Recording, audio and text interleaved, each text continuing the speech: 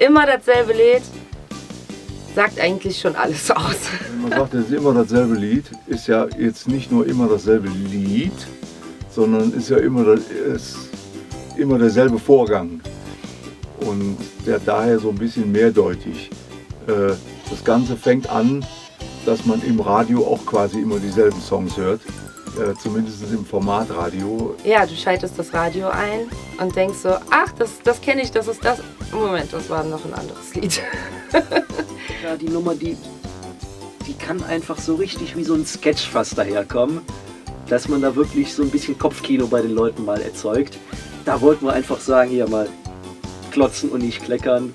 Das heißt, das hat total Spaß gemacht, da auch einfach mal so ein bisschen albern zu sein und auch mal ein bisschen vielleicht zu dick aufzutragen.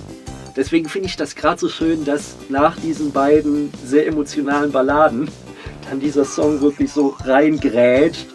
Ja, die Marlene hat da die Radiosprecherin gemacht, die